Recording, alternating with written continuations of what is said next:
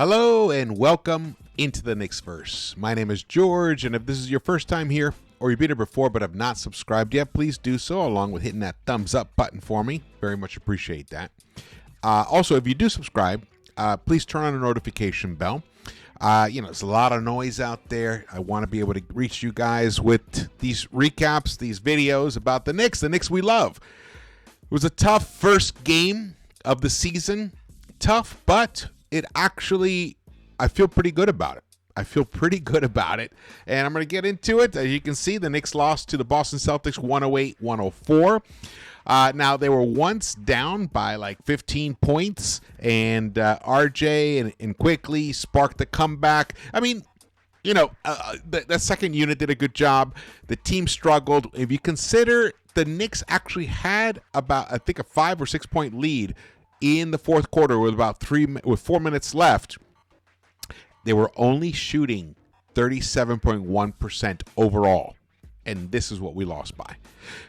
They lost to a team that is one of the favorites to win it all in the NBA. I predicted a win here. I did predict a win here. Mostly, to be perfectly honest, I don't want to predict a game one loss. It's lame to do that. I'm a fan, first of all. But you know what? The Knicks everything I thought could be there was there, except for the free throw shooting. They missed 12 free throws thanks to Tommy Beard tweet. Got to start the show with a Tommy Beard tweet. Knicks missed 12 free throws in a 4-point loss. 14 of 26, not gonna get it done, not at all. But when you think about it, if the Knicks had just shot their average, they would probably win this game. So a lot of things happened. We're going to get into it. We're going to break it down. I even got some highlights for you. Let's go. Go. Oh, here we go. So then the game started off rocky. That was the bucket. Actually, that was the first field goal made by the Knicks at the 8-minute point. They didn't make another actual field goal for quite a while, and that was RJ. RJ was the difference maker in this game in terms of keeping the Knicks around, keeping them within sniffing distance of making some kind of a run for this game. But let me tell you, Immanuel Quickley was outstanding. In his 28 minutes, he shot 7 of 11, 5 of 7 from the three-point line, which you needed that. You needed that in a game when your two big guns, Randall and Brunson, combined for 11 of 43. They shot 25.5% between the two of them.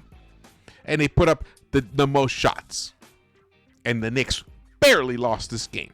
Barely. In fact, they were right in it till the very end. If not for some weird foul calling, the refs got too involved in this game. The flopping call on there was a flopping call on Porzingis, which was justified, and then there was another flopping call on a Knick. I can't remember who it was, but that was ridiculous. I hope that the refs don't interfere with the game flow as much as they did in this game. That lucky bank shot by Kristaps Porzingis, he was phenomenal in this game. Kristaps, I'll tell you, he's going to be a big difference maker for these Boston Celtics if he stays healthy. He's got that length. We all know as Knicks fans that the man can block basically anybody's shot when he really commits to it. He's a great shot blocker. As Mike Breen mentioned in the broadcast, he's been in the top 10 of block shots, 5 out of the last 8 seasons or something like that. He finished tonight. He shot 53.3%, 8 of 15, hit 55.6% from the three-point line, 5 of 9. Hit 9 of 10 of his free throws. That kind of efficiency is insane. And 8 rebounds, 4 block shots. 4 block shots and only 1 turnover for Kristaps Porzingis. He finished with 30 points and he was a plus 13. By far the best on the team. Even though Jason Tatum outscored him, he scored 34 points, but and he shot tremendous. I mean, almost at 60%. He almost hit 60% of his shots. Connected on 13 of 22. But overall, Kristaps Porzingis, while he was on the floor, was the biggest momentum shifter. It's just hard to answer someone who is 7'3" with that kind of wingspan, with that kind of range that he has, who can also get down low and block shots on help defense. He did it several times. That's why he got those 4 blocks. So you can see here, Jason Tatum gets in there, splits the defense.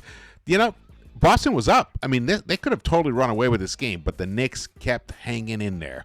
Quentin Grimes connects for a nice 3. Though, again, he got 6 looks tonight, which is 2 shy of the bare minimum that we need from this guy, but he connected on 3 of those 6. So he shot 50% from the 3-point line. And RJ Barrett, even though his 3-point shot is suspect, it is, but the beauty is he only took 5 attempts. He limited it to 5 attempts, connected on 2, 40%. Nice. The Knicks actually shot very well from the 3-point line, considering they only made 36 of 97 overall field goals for 37.1%. They shot almost 44% from the 3-point line. They connected on 18 of 41 3-point attempts, led by, the incomparable Immanuel Quickley, the unsigned, the unextended Immanuel Quickley. The man is playing for a big, big money contract, and maybe that's what Leon was thinking all along. Let's motivate this guy to break through and crack that upper echelon of high-scoring two-way guards in the NBA. He showed it tonight. He tied. He was second most. He tied RJ for most points by a Knick, 24 points. But his efficiency was crazy. He shot 63.6% overall, 71.4% from the 3-point line. Only missed 1 free throw, 5 of 6. And RJ only missed 1 free throw, 6 of 7. Between RJ and Immanuel Quickley, they connected on 11 of 13 free throws. The rest of the team connected on 3 of 13. Wow. That is brutal. 3 of 13, the rest of the team. We're talking about Randall, 1 for 5. We're talking about even Brunson missed. Brunson missed the technical late in the game that would have been an excellent kind of momentum sustainer. They needed a little bit of an injection at that point, and he missed it. And from that point on, the Knicks couldn't really actually hold on anymore. Actually, I think we may have seen that moment. No, here, it still keep going. This is a little bit later. This is a beautiful play. The ball, hockey assists left and right on the Garden floor. The Knicks actually out-assisted the Boston Celtics 24-18. Love that. I want to see more hockey assists. Keep swinging that ball around to get to the man who's got the easier, the better look. This was a great play right here. Look at that. Boo! Oh, yeah. Now, you wonder, why are you so excited? Knicks lost. Well, it's the way that this game unfolded. Do I believe that Brunson and Randall are going to shoot 25% on a night when they both put up 43, when they put up a combined 43 shots? No, I do not believe that. One thing is, Brunson, he didn't look that great in the preseason. He played FIBA, might have a little bit of wear and tear on him. There might be a little bit of that, but he'll eventually get his in-season legs. I have no doubt about that. Randall, remember, he had the ankle surgery, so he couldn't. And even though we saw those videos during the summer of him, working out and all that stuff, but come on, when you have surgery, you're gonna nurse and baby that ankle a little bit. He's not at the peak physical ability that he was even just 3 years ago when he came into the season, or even just last season. Because remember, 2 seasons ago, he kind of took it a little bit easy, and we all suffered because of that. That was a tough moment. I mean, IQ had to heave that up. It's only one of the 2 shots that IQ missed from the 3-point line. Oh, man. Well, obviously, it's pretty easy to see the Knicks. I mean, here, look. Jalen Brunson, that was a very tough contested shot. But with the shot clock winding down, what are you going to do? What are you going to do? All right.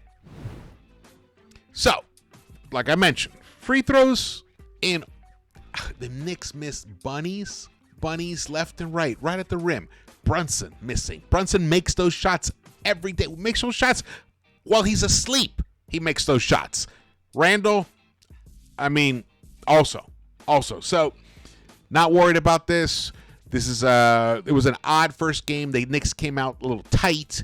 They were clanking shots left and right, and they weren't looking for Quentin Grimes enough. Quentin Grimes overall in the entire game only got 7 shot attempts. 7 shot attempts on a night when Randall just didn't have it and Brunson didn't have it. So of those 43 shots that Randall and Brunson combined for, if each of them had given up, let's say, just 3 or 4 shots each and had gone to Grimes or Quickley or Barrett, Knicks probably would have won this game by double digits. This is what this team has to focus on. They have to understand that when certain players who are supposed to have it just don't have it, they got to feed the ones that do. It's called a team sport. I understand. The NBA is very superstar driven. There's only 5 players on the court per team. So obviously one great player can transform a whole situation. However, in those times when you don't have that, you have to rely on everybody. And actually, I want that to be the mindset for the entire season. If Brunson and Randall, who I predict are going to have career years, if Brunson and Randall focus on feeding the others, and I don't mean it the others the way Shaq means the others. The others are incredibly high quality. Incredibly high quality. If they feed them, it's going to make life easier for them. They won't have to battle and fight to try to get off a shot at the last second. No. They'll have more spacing. Defenders won't be able to double team them as easily as they did last season. That's what I'm hoping for. Here. Let's get into some of the stats, even though I've rattled off a bunch here. Before we get to that, just so I mention, RJ Barrett. We don't even have a chance to win this game, even though he only shot 40% overall. Overall, 40%. He shot 40% from the three-point line. He shot almost 86% from the free throw line. Gave a couple assists, got some steals, played some excellent defense. He finished. He was the only starter. Actually, Mitch. Only Mitch and RJ were the only starters who finished plus in the plus minus. RJ finished a +6. Mitch finished a +1. Randall was a -13. Actually, I'm rattling off these stats. But here, if you're still an RJ Barrett hater after this game, you need to make a therapy appointment. Now, obviously, that's in jest, but come on. Let's just back off this young guy. What he gives you is just not...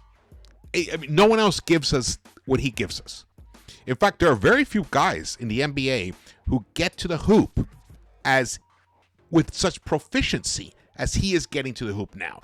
He just has to finish. He had a beautiful finish under Kristaps' super long arms, kind of scooped it up in. That was that was in the first half. Awesome. He finished with 14 points in the first half, and he was the leading scorer there.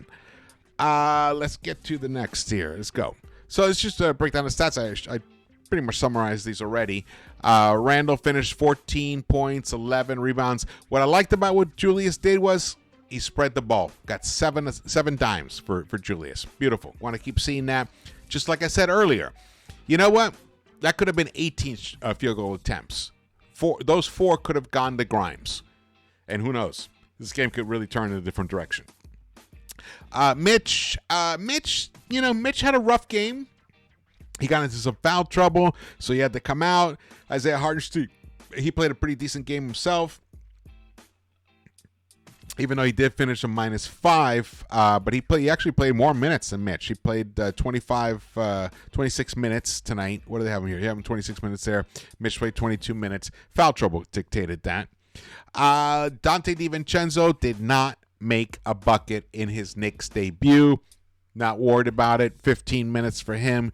0 for 4 overall. 0 for 3 from the three-point line.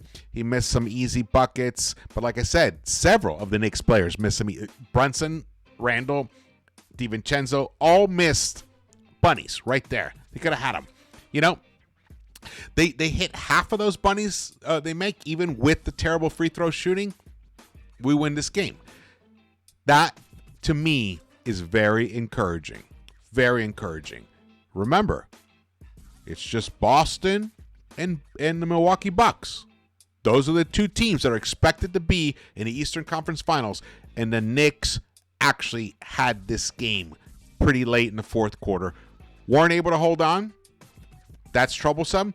But when you look at the reasons why, I don't think it's something that's going to continue throughout the season. There's just no way Randall and Brunson are going to combine for shooting 25%. I just don't see it. So don't worry about it. But look at the beauty. The Knicks shot 43.9% from the three-point line. And they got off. They weren't shooting threes at all. I think they had only made 2 3-point attempts in that first quarter. So this is interesting. I mean, this is a very interesting game, especially when you consider Dante DiVincenzo's struggles. Josh Hart came through with a pretty decent game. I think the Knicks are going to be everything that we hope they will be this season. That's what I'm gleaning from this game. That's what I'm seeing from this game. Maintain your confidence and your hope. This game should embolden all Knicks fans here. Of course, if we had won, we'd be losing our minds, but that's kind of what started this whole bullshit of the bing bong. Remember a couple years ago, we destroyed the Celtics, and it was bing bong, and then it became like a ridicule for us. I hated that. Let's just put an end to that. What we want are solid, quality performances night in, night out, where you have a chance to win the game, and against practically 25 other teams in the NBA, Knicks win this game tonight. Let's see the plus minus. You can see Randall minus 13, Brunson a minus 9. Mitch did finish a plus 1, like I mentioned, and RJ a plus 6. Grimes was a minus 1, but he was pretty much almost a wash. 11 points for him. Definitely should get more looks, man. 4 of 7. He only played 23 minutes, though. 24 minutes, so we'll see. We'll see how this thing continues, but Immanuel Quickley, fantastic. The man wasn't extended, but he is going to get the bag. He will get the bag. He's going to put on the stat sheet nights like this over and over and over again. Don't really understand how people doubt this guy. I wonder, what is it that you're watching? If you're not seeing what I'm seeing, then I don't know what it is. You must have a bias against it, or you just choose to ignore the good stuff that he does. But when the man is on the court, the Knicks are an infinitely better team. Any team would be infinitely better with Immanuel Quickley on the court. Boston Celtics, you can see Tatum, 34 points. Porzingis, 30 points. Jaylen Brown struggled tonight. We had a good matchup with him. He struggled tonight, only 11 points. Derek White, he was a pest. I think he was getting away with a lot of foul calls that he should not have gotten away with. He finished with 12 points himself. Drew Holiday, he did, like Doc Rivers was saying in the broadcast, he seems to know when to connect, when to, make that important bucket. He did only shoot 4 of 10 overall, 1 of 5 from the three-point line, finished with 9 points, but he definitely made some key buckets for them. Immanuel Quickley, I believe, if this holds up, true. So here we go. 12 points for them. 14. Okay, look. Wow. Immanuel Quickley almost outscored all the other bench players in this game by himself. All of them on both teams. They combined for 26 points. He scored 24 points by himself. And it was an efficient 24 points. Efficient 24 points on 11 shots. Think about that. 24 points on 11 shots. That is crazy. Crazy numbers, guys. And the defense was outstanding. Hands up, causing chaos. Fantastic. The Knicks ended up with 9 steals tonight. I like that. It's one of the things I called for. More steals for the Knicks. Want to see that this year. All right. I'm not bummed. I'm not bummed by this. And you see some comparisons. Look at the field goals. Boston Celtics shot over 48% and barely won this game because the three-point shot, even though it was there earlier in the game, wasn't quite there as the game wore on. They finished under 31% from the three-point line. Knicks out-assisted them, but the free throw line was just too much of a disparity. That was 8 points additional points that they connected on, and both teams went to the free throw line the same amount of times, which is 26. So when the opponent gets a +8 there, and a tight game is going to be and especially a game where you're not shooting well inside the arc, it's going to be a tough way to win. And when you look at the fast break points, all these key stats. But look, the Knicks, 9 steals. Love that. The Knicks only committed 9 turnovers. And the Celtics committed 13, which 13 is very good, but 9 is outstanding, stellar. Now, our defensive rebounding definitely is a concern. We need Randall, we need Barrett, we need our guards to crash the boards for that. We were a -9 in that, but offensive rebounds we were a +10. So overall, we won the rebounding battle. I would like us to actually win the rebounding battle by at least a +8. 6 maybe at the minimum. Maybe we come almost even in defensive rebounds with your opponent, and then we win the offensive rebounding battle. That's going to be our key secret weapon, and it's going to happen. It's going to happen. It's only game 1, people. Game 1. I am incredibly excited by this loss. I know it might sound odd to you, but trust me. Trust me on this. All right, thank you so much for watching this. I really appreciate it. My name is George. If this is your first time here at the Knicks-Verse, or you've been here before and haven't subscribed yet, please do so. Turn on the notification bell. Drop your comments. Want to hear your thoughts and feelings. Going to be doing pregame shows, analysis videos, postgame shows, interviews. We're going to be doing it all here on the Knicks-Verse, because this is the channel where you're going to get the real talk, no bullshit. No bullshit here. I'm going to call it as I see it. So I'm excited because I see things to be excited about. Boston is a fucking real team. Losing to them, or you're crying about losing to them tonight, then you're going to have a really rough season. You're going to have a rough season because this team is going to battle every single night. Are they going to win every single night? No, obviously not. But they're going to end up with the 4th seed. All right, let's go. I will see you around the Knicks-Verse.